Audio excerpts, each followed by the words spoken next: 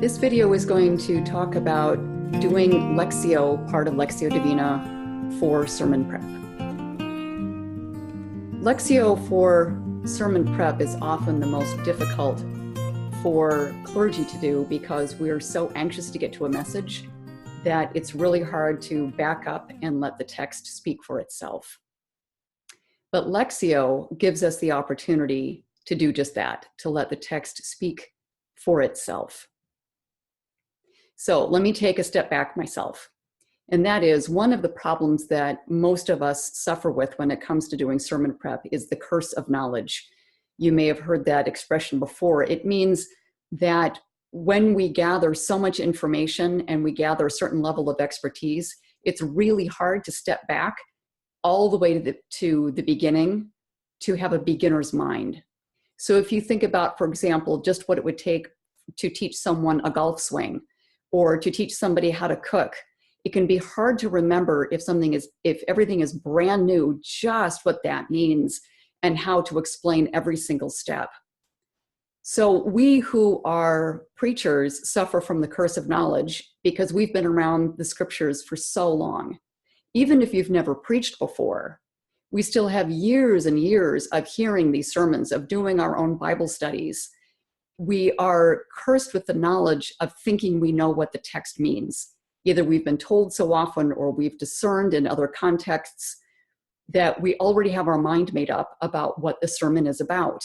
It's really hard to do that, for example, when we look at the way the Bible is structured with the titles of pericopes above them. So it tells us, for example, that the text is about the Good Samaritan, or it tells us that the sermon is about the prodigal son. Well, that's just one way to label it.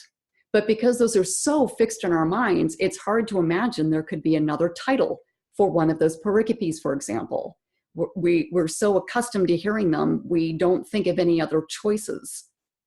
That's the curse of knowledge, is knowing too much and having too much experience. So Lectio, in Lectio Divina, helps break through that curse of knowledge. It brings us back to the beginning to allow the text to be what it is, to let it speak for its own sake, and we come at it with an attitude of deep listening.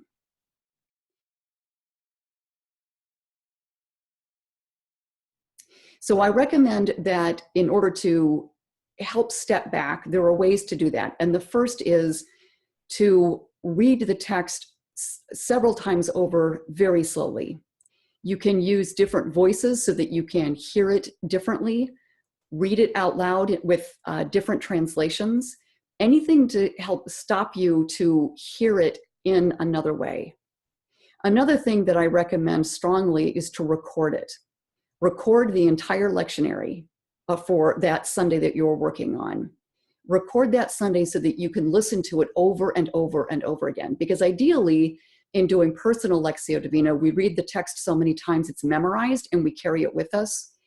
Well, few of us are able to do that for an entire Sunday's worth of lessons and then turn around and do it again the next week. So in lieu of memorizing it, record it.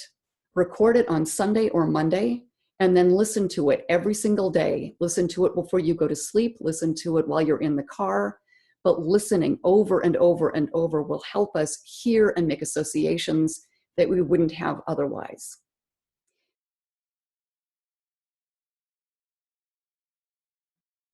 And then once you've done all of this, you move into contemplatio.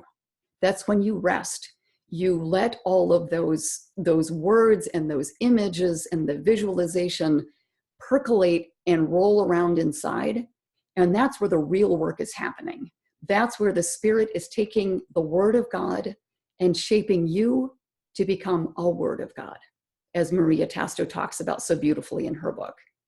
That's when you are being shaped and formed and transformed into the Word. So give yourself time and space before you come back to the next session. Again, I recommend that you listen to the lesson that you recorded before you go to sleep, and that lets it be working in on your dreams. And often when you wake up, there can be something that you want to record. So have something to jot your notes down right next to your bed so that you can jot any ideas that come down before you lose them when you're in that half wake, half asleep state. So that's how you do Lectio for sermon prep. And next time it will be starting to dive into Meditatio. I'll see you then.